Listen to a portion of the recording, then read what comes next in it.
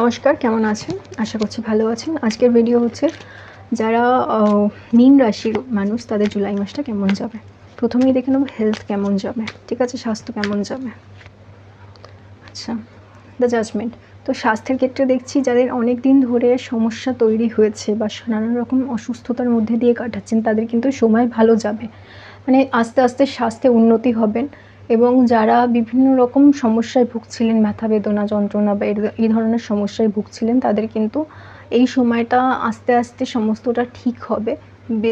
এই জুলাই মাসের মাঝামাঝি এবং শেষের দিকে বিশেষ করে সমস্যা অনেকটাই কমে যাওয়ার সুযোগ রয়েছে এবং আপনারা অনেকটাই স্বস্তি পাবেন। শুধু আপনারা নয়, অনেকের ক্ষেত্রে দেখছি আপনাদের কাছের মানুষ, বাবা মা, পরিবার পরিজন কেউ না কেউ কিন্তু অসুস্থ রয়েছে বা অসুস্থতা রয়েছে। তাদের ক্ষেত্রেও কিন্তু দেখছি জুলাই মাসের মাঝামাঝি এবং শেষের দিকে অনেকটা বেশি স্বস্তি পাওয়ার সম্ভাবনা রয়েছে, স্বাস্থ্যের ক্ষেত্রে উন্নতি হওয়ার সম্ভাবনা রয়েছে, ঠিক আছে?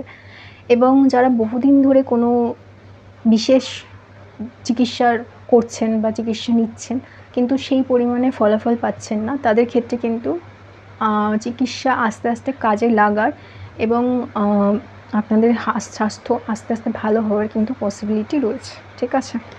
এবার দেখে নেব ফিনান্সিয়ালি কেমন যাবে, ঠিক আছে? আচ্ছা, 2 অফ কাপস। তো ফিনান্সিয়ালি আমি দেখছি অনেকেই এই মাসে পার্টনারশিপ বা আপনার যে পার্টনার রয়েছে বা আপনার যে পরিবার রয়েছে, যাকে আপনি মোটামুটি আপনার কাছের যে মানুষজন রয়েছে তাদের জন্য বা তাদের সাথে নিয়ে কোনো ফিনান্সিয়াল ডিসিশন নিতে পারেন বা এরকম সিচুয়েশান তৈরি হতে পারে যেখানে আপনার কোনো রিলেটিভ, কোনো পরিবারের লোকের সাথে মিলে চিন্তাভাবনা করে কোনো ফিনান্সিয়াল ডিসিশন নিচ্ছেন বা তাদের থ্রুতে কিন্তু অর্থ আসার পসিবিলিটি রয়েছে, ঠিক আছে?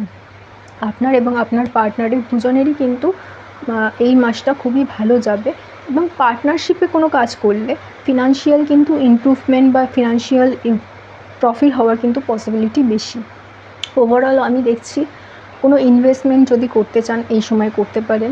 যদি ফিনান্সিয়াল মানে পরিস্থিতি ভালো যাচ্ছে না, আপনারা যে পরিমাণ সেভিংস করতে চাইছেন সেই পরিমাণে সেভিংস করতে পারছিলেন না, তারা কিন্তু করতে পারবেন এই মাসে। মাঝামাঝি সময় থেকে সময় ভালো যাবে, অর্থনৈতিক দিক থেকে উন্নতি হবে। এবার দেখে নেব যারা পড়াশোনা করছেন বা চাকরি খুঁজছেন বা চাকরি করছেন তাদের কেমন যাবে। আচ্ছা, যারা পড়াশোনা করছেন তাদের কিন্তু সময়টা ভালো।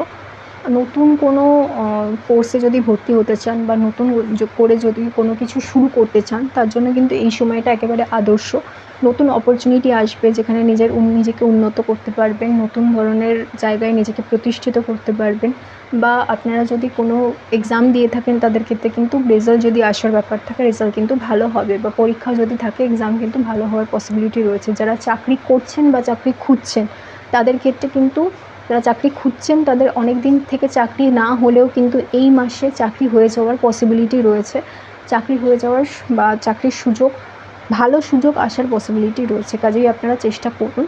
এবং যারা চাকরি চেঞ্জ করতে চাইছেন, অনেক দিন ধরে করতে পারছেন না, তাদের ক্ষেত্রে কিন্তু নতুন অপরচুনিটির পসিবিলিটি রয়েছে। নতুন অপরচুনিটি আসবে এবং সেটা খুব প্র্যাকটিক্যাল হবে, আপনি যেরকম চাইছেন ঠিক সেরকম পাবেন।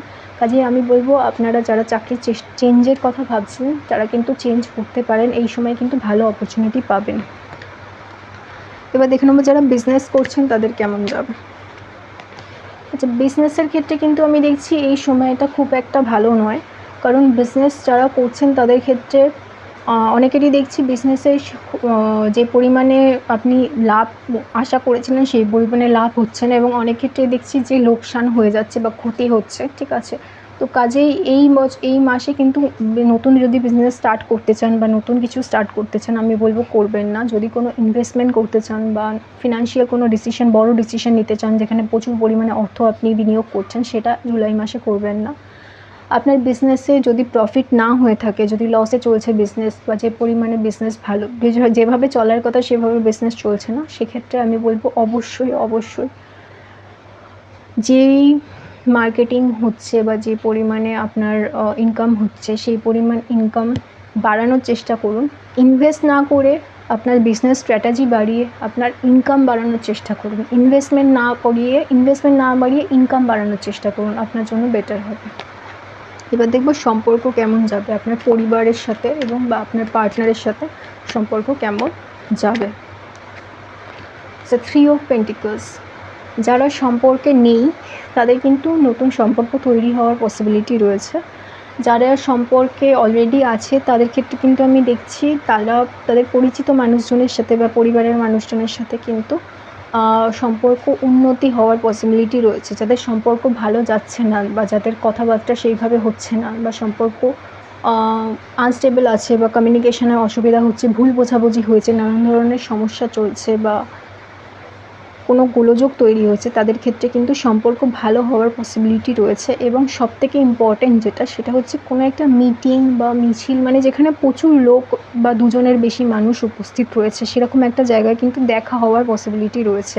অর্থাৎ কোনো পরিচিত বন্ধু, কোনো পরিচিত আত্মীয় বা কোনো পরিচিত লোকের থ্রুতে কিন্তু আপনার যে মানুষটির সাথে যে সমস্যা হয়েছিল বা মিসকমিউনিকেশন হয়েছিল বা জটিলতা তৈরি হয়েছিল সেটা কিন্তু মিটে যাওয়ার পসিবিলিটি রয়েছে। ঠিক আছে, তো এই রিডিংটাকে ক্লেম করার জন্য লাইক করতে হবে, সাবস্ক্রাইব করতে হবে, আর আমি আপনাদের সাথে দেখা করব নেক্সট ভিডিওতে। নমস্কার, ভালো থাকবেন।